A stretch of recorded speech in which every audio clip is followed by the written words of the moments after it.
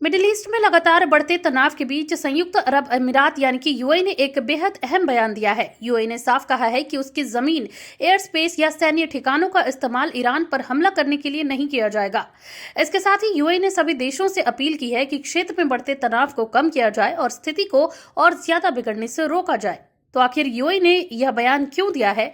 Middle east में ऐसा क्या हो रहा है जिससे पूरे क्षेत्र में चिंता बढ़ गई है और यूएई ने अंतर्राष्ट्रीय समुदाय से क्या अपील की है? चलिए बताते हैं। नमस्कार, मैं हूं शिल्पी और स्वागत है आपका यूएई खबर पर।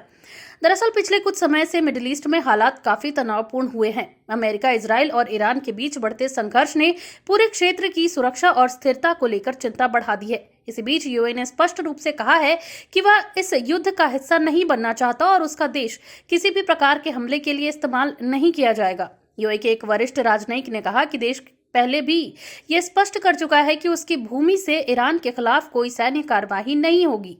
यूएई का कहना है कि वह क्षेत्र में शांति चाहता है और किसी भी प्रकार के सैन्य टकराव में शामिल होने से बचना चाहता है।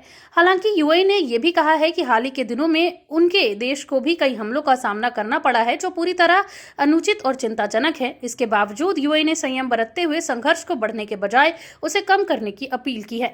रिपोर्ट्स के अनुसार इस क्षेत्र में चल रहे संघर्ष के दौरान यूएई की ओर से कई ड्रोन और मिसाइल हमले किए गए हैं, जिनमें से कई हमलों को यूएई की वायु रक्षा प्रणाली ने रोक दिया। फिर भी कुछ जगहों पर मलबा गिरने के कारण नुकसान और घायल होने की घटनाएं सामने आई। बताया जा रहा है कि फरवरी के आखिर से शुरू हुए इस संघर्ष के दौरान यूएई पर सैकड़ों ड्रोन और मिसाइल हमलों की कोशिश की गई। इन हमलों में कुछ लोगों की जान भी गई और कई लोग घायल भी हुए। हालांकि अधिकतर हमलों को सुरक्षा प्रणाली ने सफलतापूर्वक रोक भी दिया। यही वजह है कि यूएई सरकार लगातार ये संदेश दे रही है कि वह इस युद्ध का हिस्सा नहीं है और क्षेत्र में शांति बनाए रखना चाहती है। यूएई के अधिकारियों ने कहा है कि उनका देश हमेशा से कूटनीति और बातचीत के जरिए समस्याओं का समाधान निकालने का समर्थन करता रहा है। इसलिए वर्तमान स्थिति में भी यूएई सभी पक्षों से बातचीत की मेज पर लौटने की अपील कर रहा है। विशेषज्ञों का कहना है कि मिडिल ईस्ट में बढ़ता यह तनाव केवल कुछ देशों तक सीमित नहीं है, बल्कि इसका असर पूरे क्षेत्र और दुनिया की अर्थव्यवस्था पर भी पड़ सकता है। दरअसल खाड़ी क्षेत्र दुनिया के सबसे महत्वपूर्ण ऊर्जा क्षेत्रों में से एक है।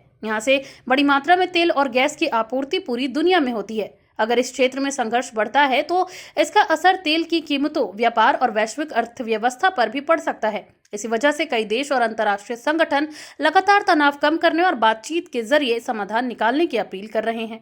यूएई ने भी यही कहा है कि क्षेत्र की स्थिरता और सुरक्षा के लिए जरूरी है कि सभी पक्ष संयम बरतें और टकराव से बचें। अधिकारियों के मुताबिक यूएई का मुख्य उद्देश्य अपने नागरिकों और देश में रहने वाले लाखों प्रवासियों की सुरक्षा सुनिश्चित करना है। यूएई में दुनिया के कई देशों के लोग काम करते हैं और यहाँ बड़ी संख्या में भारतीय, पाकिस्तानी, बांग्लादेशी और अन्य एशियाई देशों के नागरिक रहते हैं।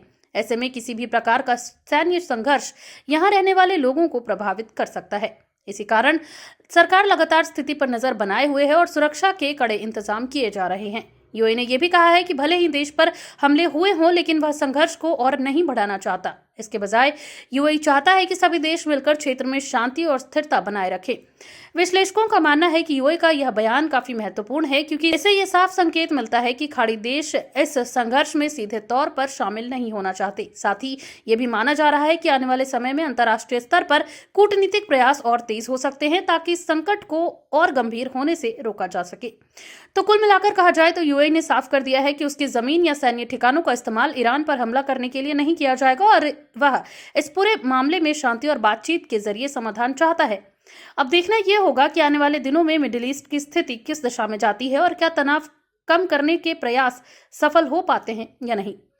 ये थी इस खबर पर पूरी जानकारी। आप इस मुद्दे पर क्या सोचते हैं, हमें कमेंट करके जरूर बताइए। और अगर आपको ये वीडियो जानकारी पूर्ण लगी हो तो आप इस वीडियो को लाइक करें, शेयर करें और ऐसे ही और जरूरी अपडेट्स के लिए आप बने रहिए यूएई खबर के साथ। धन्यवाद।